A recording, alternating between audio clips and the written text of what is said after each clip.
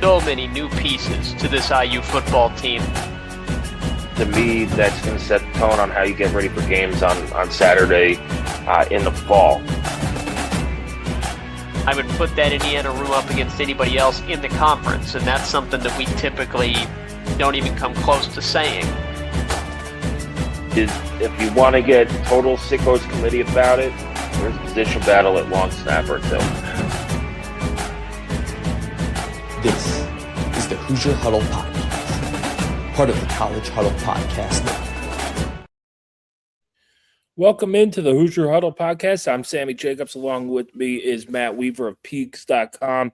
We're going to talk transfer portal, some high school recruiting, and then, of course, get Matt's initial thoughts on the national championship game featuring the Indiana Hoosiers and the Miami Hurricanes coming up on Monday, January 19th. Matt, how are you doing?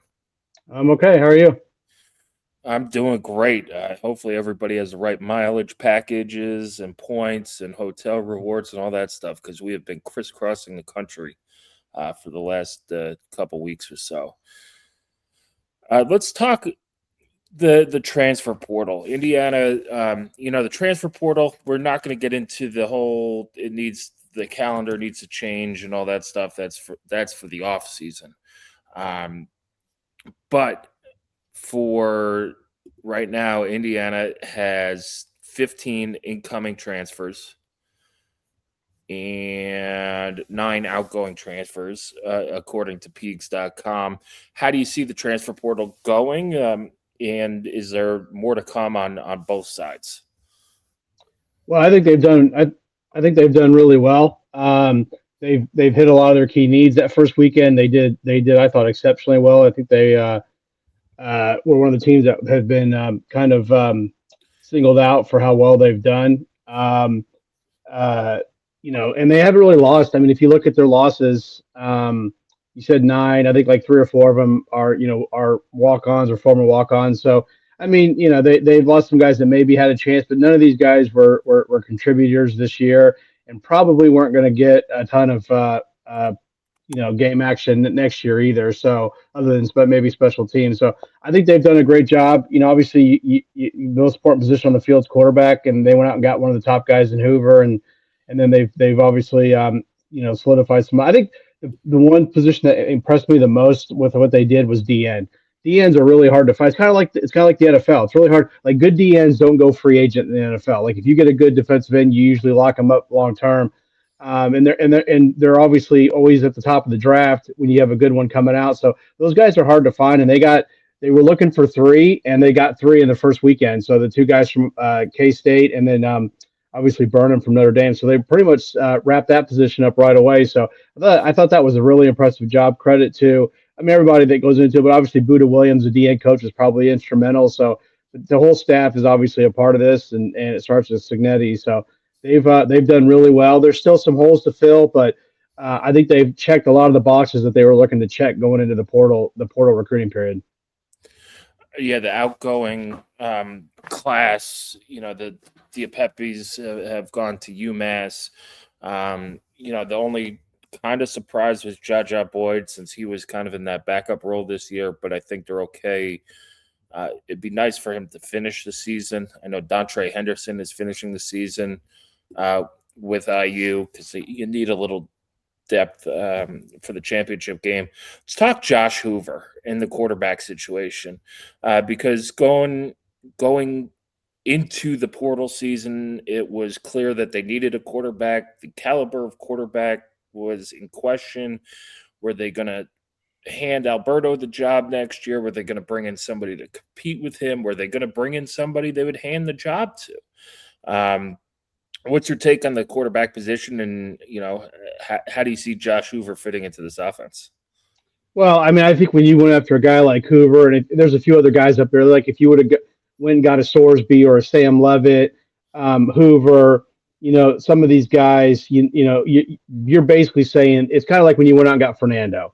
I mean, obviously he's going to have to go and compete, but I mean, you're expecting him to win the job. The expectation is when you bring in Josh Hoover, he's going to be your quarterback, your starting quarterback in 2026. So I thought it was a good get. I mean, some people might, or a lot of people might know this, but he was actually committed to IU out of high school and decommitted when Indiana let go of Nick Sheridan. Him and Coach Sheridan were really close, and so he flipped to TCU and has had a really good career. He's playing that air raid, so they throw the ball a lot. So he's got really good passing numbers. Needs to cut down on the turnovers, but that's something you can coach, and some of that's probably the product of the offense. I don't know how good TCU's running game was this year. Usually, air raid teams don't have great running games because they just don't commit to the run at all. And they rely in their running games probably a lot of bubble type screens, getting the ball out quick. So I think he's a good fit for the system. He's a solid athlete. He's nothing spectacular, but if you watch some of his highlights, he can escape pressure. He can throw off platform, get out of the pocket, and make throws. So I think it's a good fit. And then obviously they're going to have great weapons, around them. At the very least, let's just I know there's talk about Omar Cooper. Even if he does go pro, you still got Nick Marsh, Charlie Becker, Tyler Moore's coming back, and they added Shaz Preston from the portal. So you had Cooper, and you have arguably the best wide receiver room in the country. I mean, I don't think that's a bold statement at all. And even without him, you're still going to have one of the better ones in the Big Ten and a really good one overall. So they got good weapons, good running backs. We'll see what the O line looks like, but I think he's a good fit for what they like to do. Yeah, Josh was a former IU commit. He looked good at TCU. Before the portal opened, there were a lot of rumors going around. And certain people are saying Sam Levitt would be a great fit, or Brandon Sorsby's big. I wouldn't have touched either of them with a 40-foot pole, nor the person who was talking about them either. But let's move on to what else they need. On the offensive line, you're losing Pat Coogan, Khalil Bryant, Zeb McCoskey, probably losing Carter Smith. I don't know if that's as done of a deal as people think. But let's say, for argument's sake, you're replacing those four. Who is IU looking at to bring in to fill that position? I know Brunner from Wisconsin has been on campus. Any other names? It doesn't seem like there's a ton of offensive linemen in the portal either. No, there's not. And this is the position like it's kind of like the NFL, like really good tackles. Those guys get drafted high and they usually don't hit free agency. So there's just a scarcity of offensive linemen. Like you said, Bruner was in on Saturday and Sunday. So after they got back from the Peach Bowl, they had guys coming in that afternoon. I heard it went well, but I know Texas is really, really hard after them. I don't know if anybody else. I'm sure there's other schools that are interested. I just haven't heard anything specific. But he's, if you lose Smith, I don't know how much it helps you there just because he's been a guard. I'm not sure you could stick him out at left tackle, but he would definitely help because, I thought it was interesting when Pat Coogan had to come out of the game on Friday because his helmet came off and had to come out for one play. It was Lynch that slid over to center for that. And that was just one play, but that kind of gave me a little bit of insight into, okay, Lynch might be the guy who takes over at center next year for Coogan. So you'd have to, maybe Evans goes to right guard or Bruner could play right guard, but regardless, he would definitely be an upgrade. The other guy that they were going to have in was Michael Bennett from Yale. But he, who did he go with? He just signed with somebody, and I apologize. I can't remember who it was. He was supposed to visit. There's a dead period until tomorrow. He was supposed to visit this week, and he went with somebody else. I think it was Texas, but I could be wrong on that. Other than those two names, I don't know. Obviously, that Jordan Seaton went in from Colorado, but I mean, if you look at the schools that are after him, and some people are saying that price tag could be over $2 million. He's really good though. He's been playing since the true freshman as a Colorado, but there's just not a lot of options. I'm guessing some could pop open, but we're down. I mean, portal closes Friday, but then it opens for 5 days for Indiana, Miami. Obviously, I don't know if there's anybody at Miami. But guys can still commit after Friday, but they have to be in by Friday. So unless there's a late run on O lineman going in the portal, I don't know that there's a ton of options for Indiana right now. Yeah, and we don't get to see practices as often during the season to see the development, but a guy like Johnny. They started trusting mid-season, started some games for them, started the Rose Bowl and the Big Ten championship game, I believe. It filled in for Khalil Benson. It filled in at guard for Bray Lynch. Are there any other younger linemen that could, say, hey, we could go to the portal and get one, or we feel pretty good about the guys we have on our roster right now? Well, obviously during the season, I mean, I know he was a true freshman, but Baylor Wilkin got a decent amount of play. When I say decent amount for a true freshman, it was still like under 50 snaps, I think, for the season. Austin Leapfried, though, he seemed to be more at center. So I don't know, I don't know if you look at the guys coming back, I think early in his career, Lynch got a few reps at tackle, but I don't think that's a position that is probably the best one for him. So, I mean, to me, Johnny looks like he could be a right tackle. He's played some there. I know he's young, but it looks like he's got a chance to be that right tackle. If you lose Smith, that's kind of the worry spot. Like, who do you plug in over there? And I think that's who there. And the Bennett guy I just mentioned, wasn't Texas. He signed with Oregon, so they didn't even get a chance to get him on campus. So, but that's if you get Bruner, then maybe you could shuffle around both stats and master at doing that. Maybe you could shuffle some guys around. Maybe Bruner could. He's got the size. He's big. You just wonder if he's got the feet and the athleticism to play against those athletic edge guys that you're going to see in the Big Ten. But there's some young guys. I mean, you have Evan Lawrence too.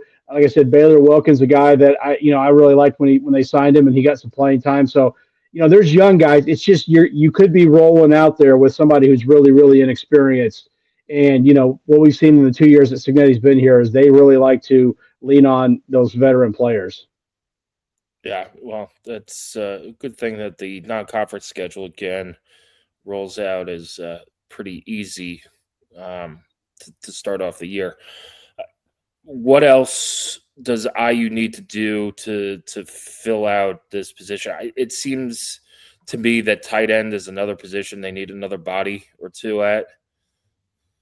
Yeah, I would say tight end. I mean, it's an interesting position group because you've got 6 guys and they're all pretty much in the same class. Now, the ones that are coming in, the high school guys are coming in, they'll probably almost for sure all redshirt. And I also wonder, I think one of the reasons why they left Gibbs at tight end is because, if you've seen, McFarland's not coming in until the summer.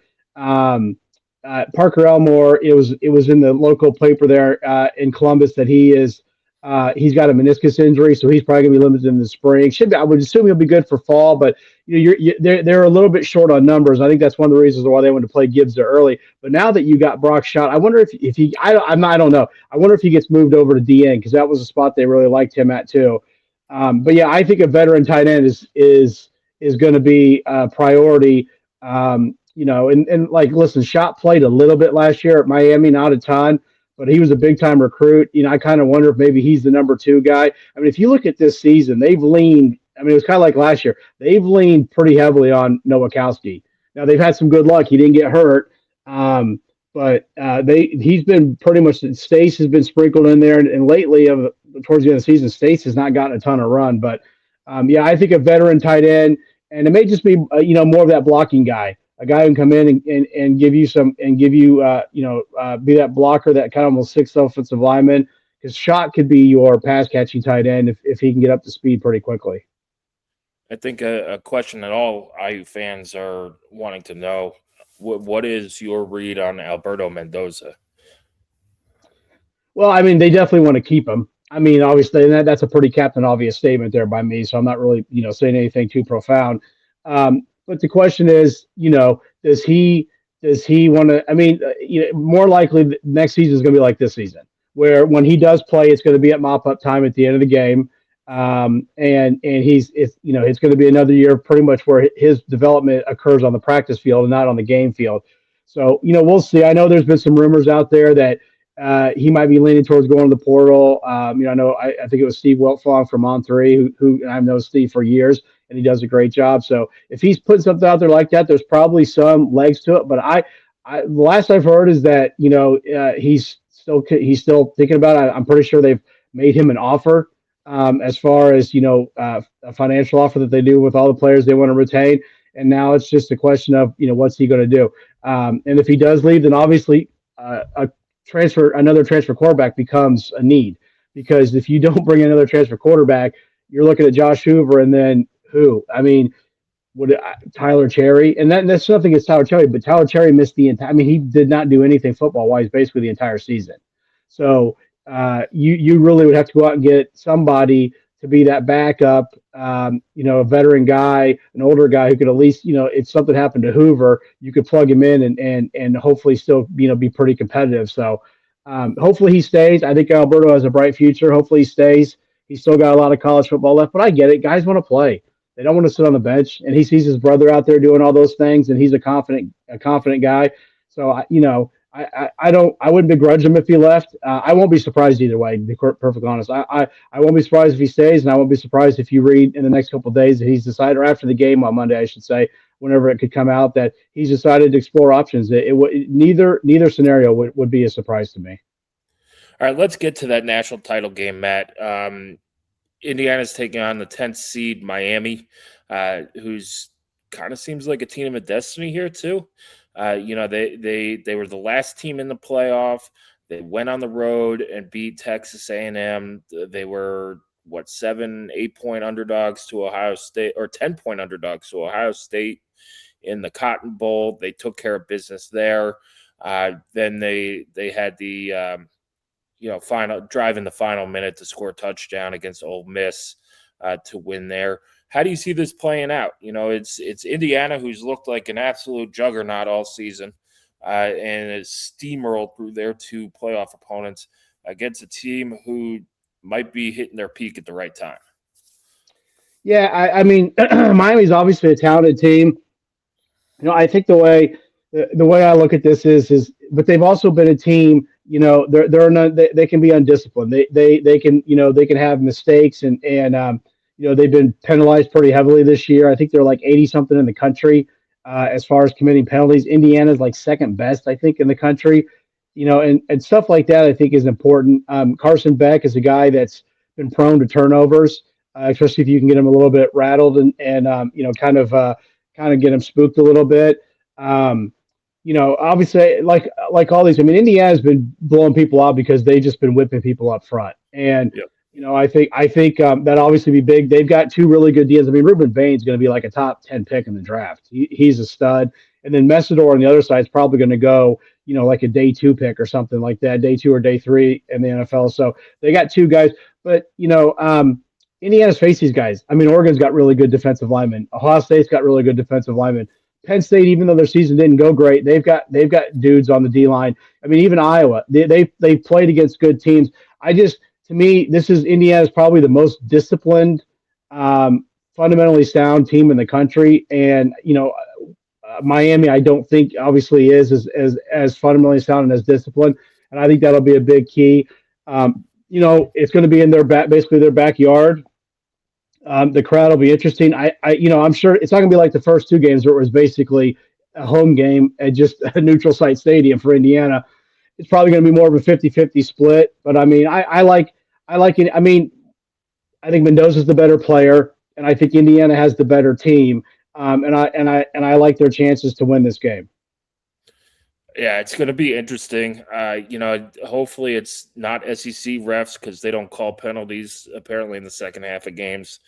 But yeah, it is, in Miami's home stadium. To me, it's not really the crowd that's the biggest factor. It's the travel, comfort. You get to practice in your own facility, sleep in your own bed, which is nice. And then just the wear and tear on it, Fernando's been on an absolute heater. 8 touchdown passes and 5 incompletions in 2 playoff games against the 2 top 10 teams. That's if your boys told me that they were doing that on the video game, I'd tell them to turn up the difficulty from freshman to something to varsity or whatever.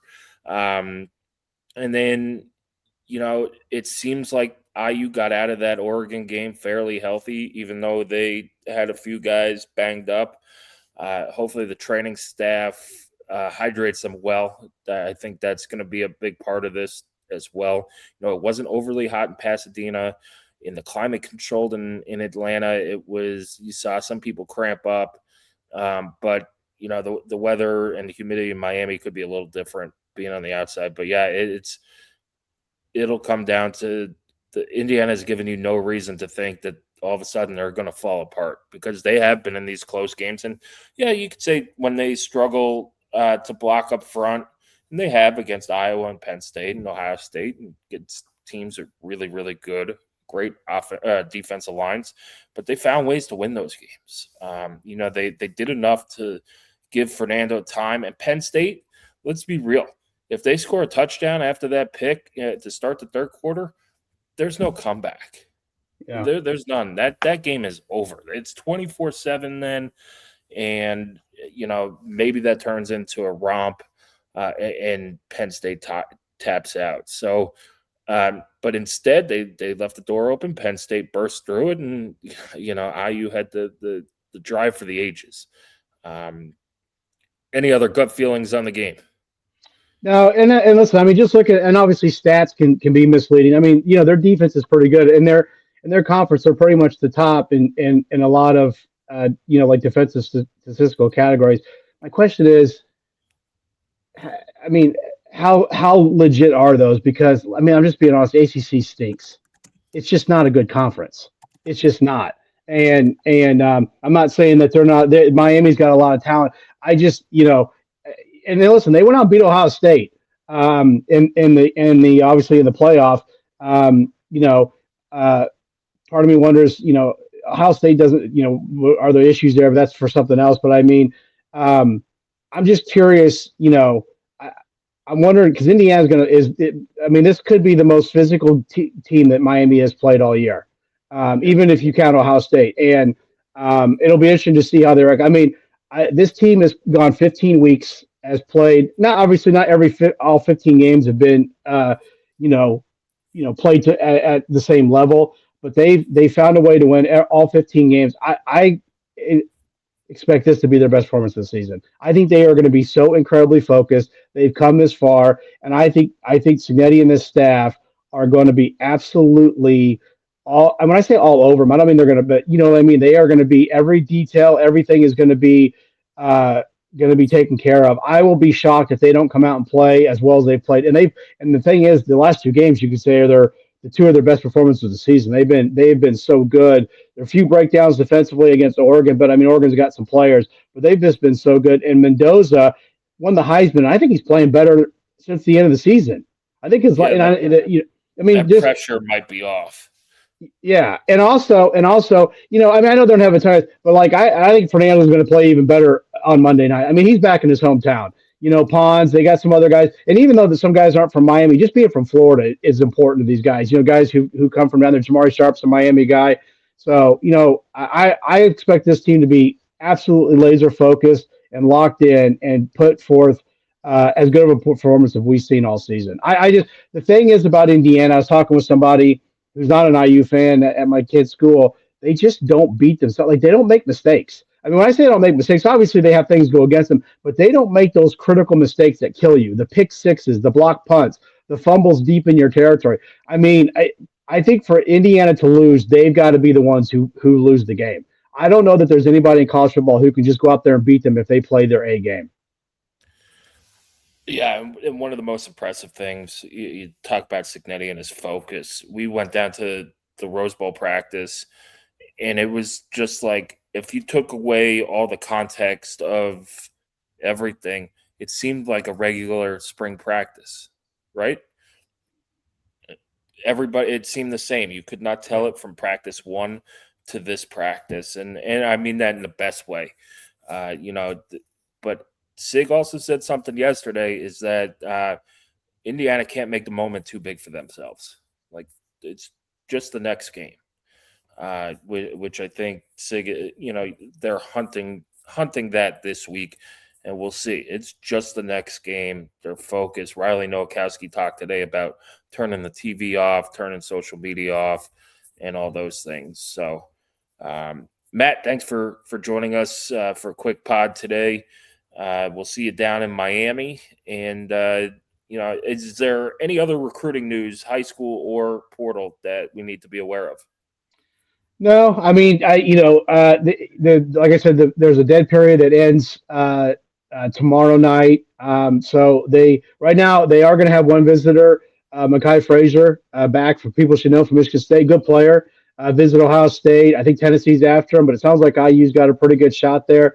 Um, they look like maybe they could get Francis. I think it's Brew from Pittsburgh, the defensive lineman. But I've heard today that it's looking like he's not going to visit. Indiana's not expecting him to make that trip. Notre Dame has really been trying to get him to commit to them. So maybe that's what's happened. So right now it's looking like one visitor. I guess that could change, but they don't have a lot of time. They fly out on Friday or fly down on Friday to Miami. So Thursday is the first day that they can have guys on campus. So you don't have a great deal of time. You got basically 24 hours to kind of host somebody and bring them in for a visit. So and then junior days will start up after the national title game. I think there's a couple at the end of the month. The 31st is a Saturday, and then the first Sunday, the 1st.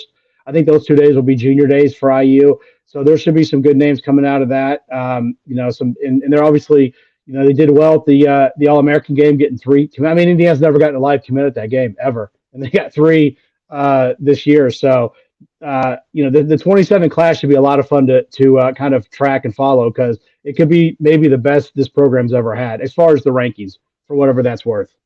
Yeah, they've got 4-star commits right now, or right around there in the top 15 class. It's a good foundation to build on. Matt, thanks. Tell people where they could find you. Yeah, obviously at Peegs.com, PEEGS.com, and then MB_Weaver is my Twitter account.